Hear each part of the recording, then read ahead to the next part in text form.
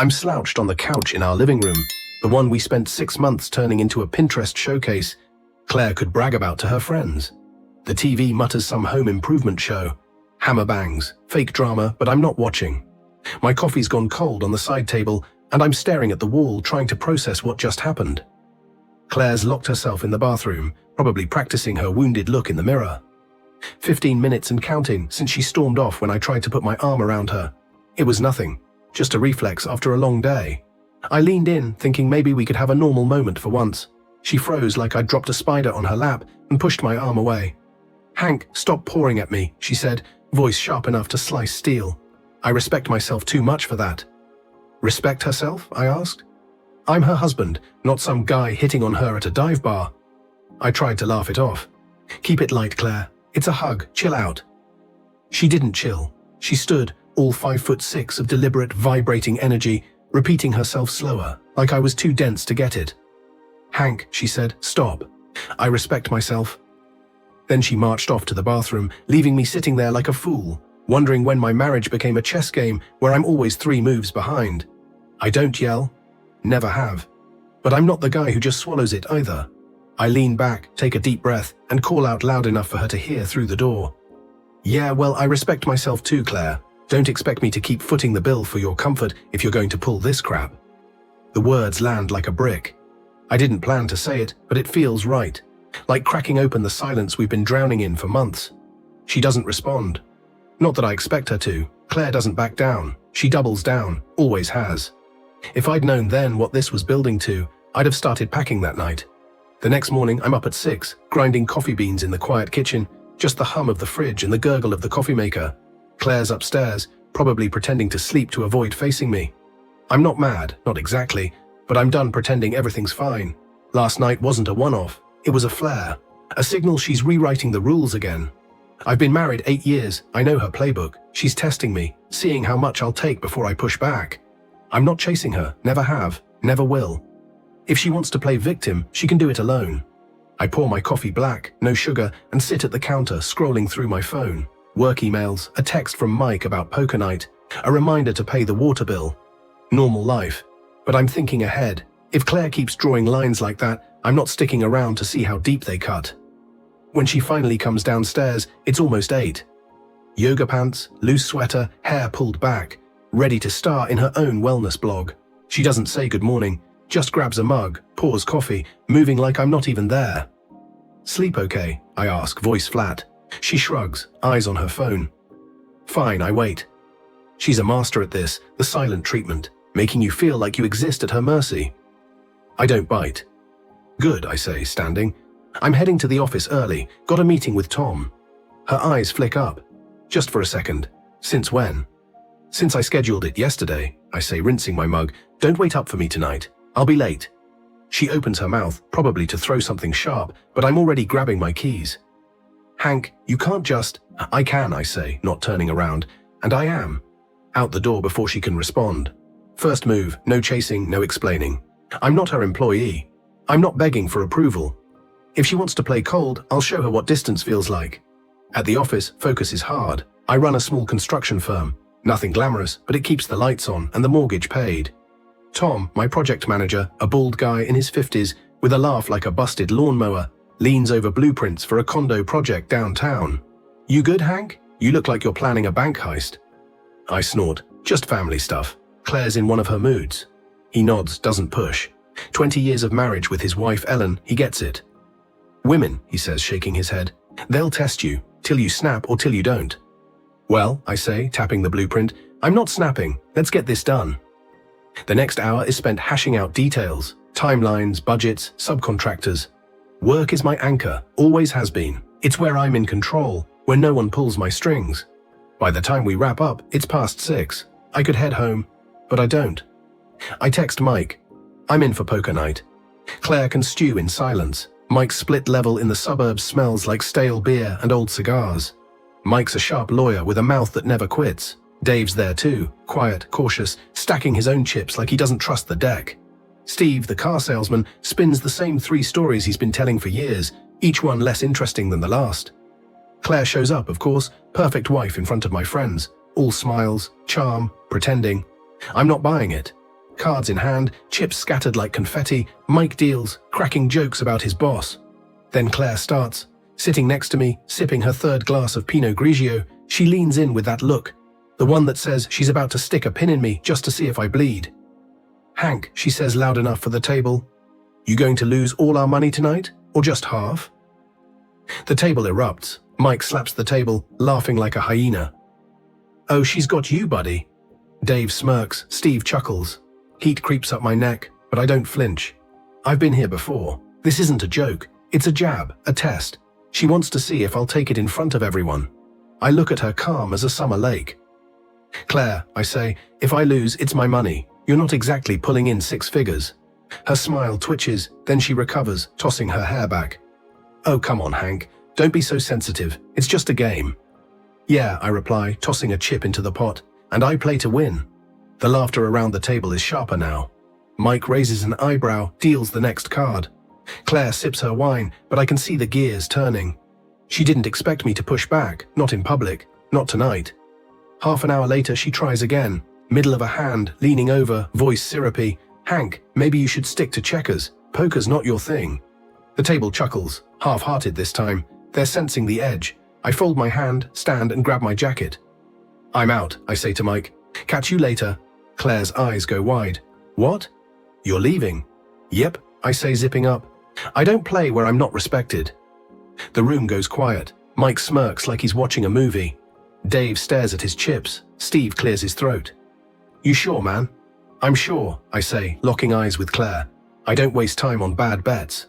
I walk out, the basement door clicking behind me. No yelling, no scene, just me, my keys and the cold night air. In the car, I don't feel rage. I feel clarity, public boundary, no hesitation. She crossed a line and I'm not applauding her performance. I get home around 10. Claire's not back. I don't call or text. I pour a bourbon neat, flip to Sports Center. Nick's losing as usual. I know she'll come in hot eventually, ready to spin this into my fault. Not this time. She walks in at 11, heels clicking like gunfire on the hardwood. "Really, Hank? You just walk out like that?" I don't look up from the TV. "You made it a show, Claire. I just ended it." She scoffs, crossing her arms. "You're so dramatic. It was a joke. Everyone was laughing." "Everyone but me," I say, finally meeting her eyes. "You don't get to talk to me like that, not in front of my friends, not anywhere." "Oh, please," she rolls her eyes. "You embarrassed me by leaving. You made me look like an idiot." "No, Claire," I stand. "You embarrassed yourself. I'm done being your punchline." She steps closer, voice dropping to her fake calm. "Hank, you're blowing this out of proportion. You can't just walk away every time." "Watch me," I say, heading upstairs. "I'm sleeping in the guest room. Figure out what you want. I'm done." She calls after me. "This is ridiculous. You're acting like a child." I don't answer. Door locked, bed, ceiling. That's the consequence. No arguments, no begging. Just a new rule. I don't share a bed with someone who treats me like a doormat. A week later, Claire's gone full Ice Queen. No apologies. Weaponized silence. One-word grunts or nothing at all. Breakfast is like sitting in a DMV line. She pours coffee, scrolls her phone, pretends I'm invisible. I ask about her day. She says, fine. I mention dinner plans. Whatever, she says. It's not just cold, it's a power play. She's trying to make me crack, make me beg to talk it out. I'm not that guy. My first move is already made, sleeping in the guest room every night. She hasn't said a word, but I see it in her face. Tight jaw, narrowed eyes when I pass. She thought I'd cave, crawling back with apologies. I don't owe, not happening. I don't chase. I don't ask twice. It's Saturday. We're supposed to go to Lisa's barbecue. Lisa, the realtor with a voice like a foghorn, always prying into our marriage like it's her personal reality show. Her husband Greg, quiet, nursing a beer like he's half asleep. I don't want to go, not after this week, but Claire will spin it as me giving up if I bail. So I'm going, but on my terms. Before we leave, I call Tom. Taking Monday off, heading to the cabin upstate. Need a breather. Tom whistles. Big move, boss. Everything okay? It will be, I say. Just need space. The cabin's mine, small, 2 rooms, a porch overlooking the lake. Bought with my own money before Claire and I got married. She's never liked it. Too rustic, she says. I'm not hiding it, but I'm not asking permission either. This is my initiative, taking control before she pulls another stunt at the barbecue. The backyard's chaos, Kids screaming, music blasting, burgers on the grill, charcoal smoke thick in the air. Claire's in her element, laughing with Lisa and the other women, wine in hand, perfect charm on display. I stick with Greg and Paul, a neighbor obsessed with his pellet smoker. We're talking brisket when she calls out, "Hank, you going to stand there all day or help with the plates?" Not a question. An order, loud enough for everyone. Lisa smirks. Paul raises an eyebrow. Greg stares at his beer. Heat crawls up my neck, but I lock it down. I walk over, grab a stack of plates and set them in front of her. "Here," I say, voice steady. "Anything else, Your Majesty?"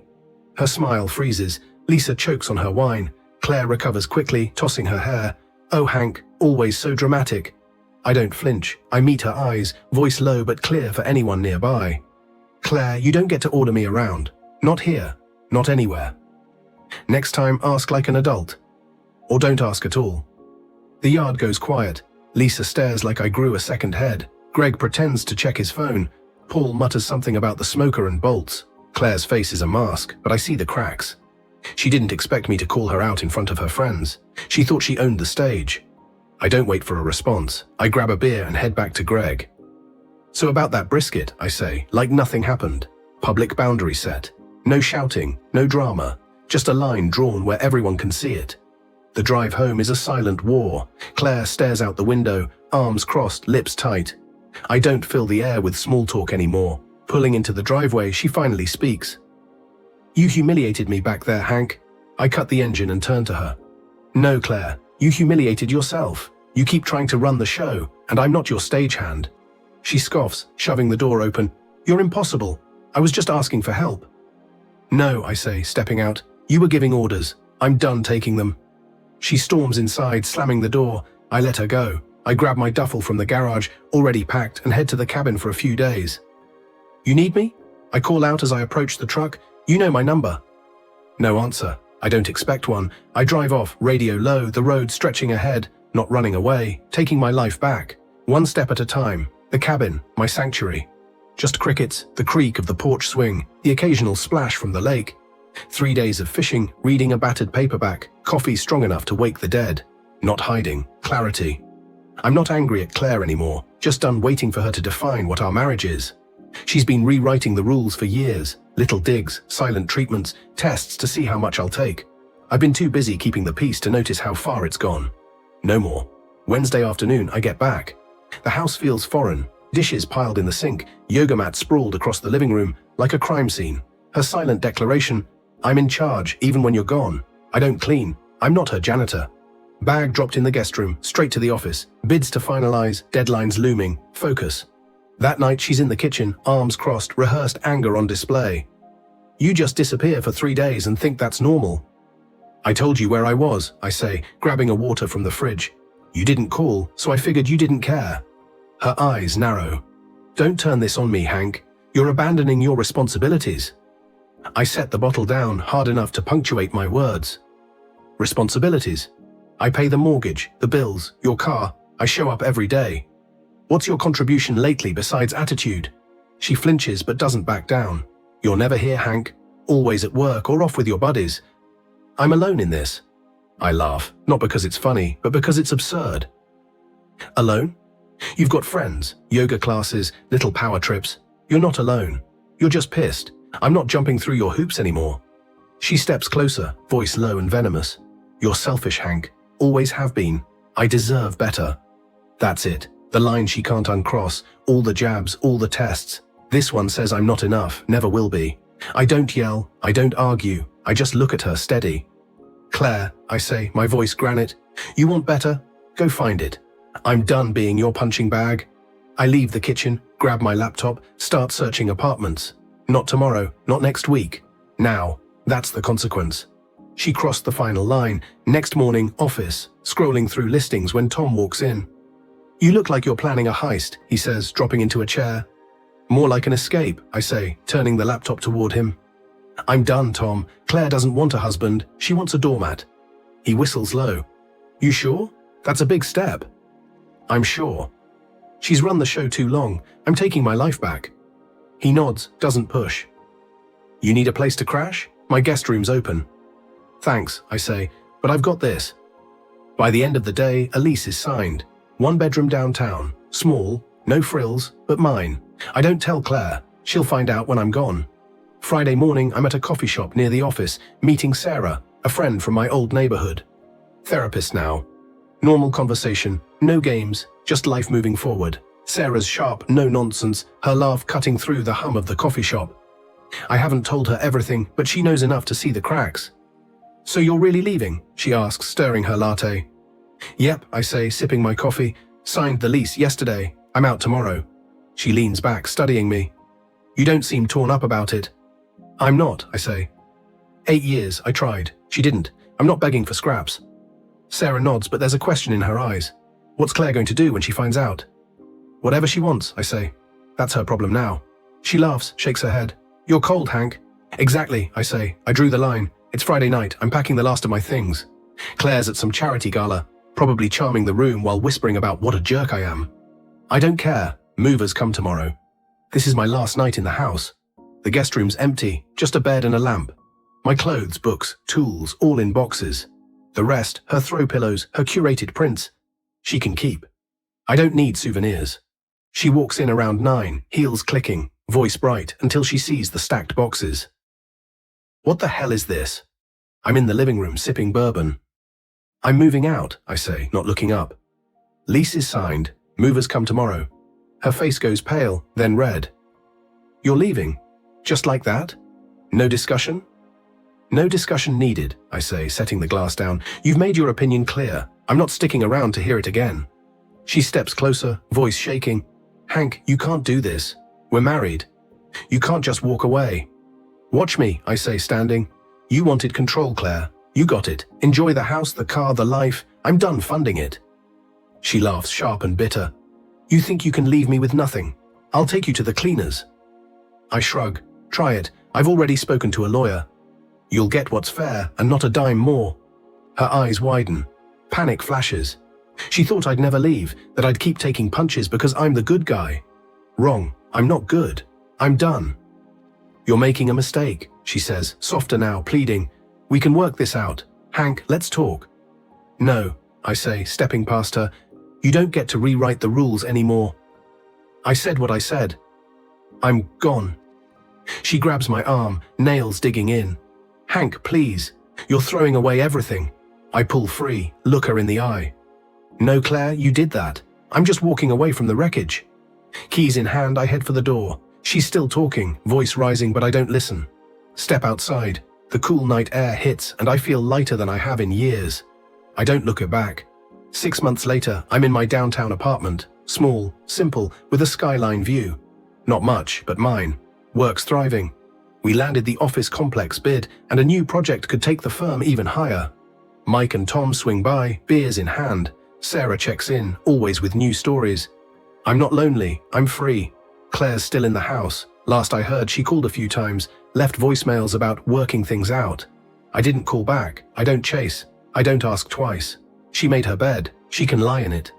I'm not angry, not sad. I'm just living on my terms, head high. Respect isn't something you beg for. It's something you claim, and I claimed it.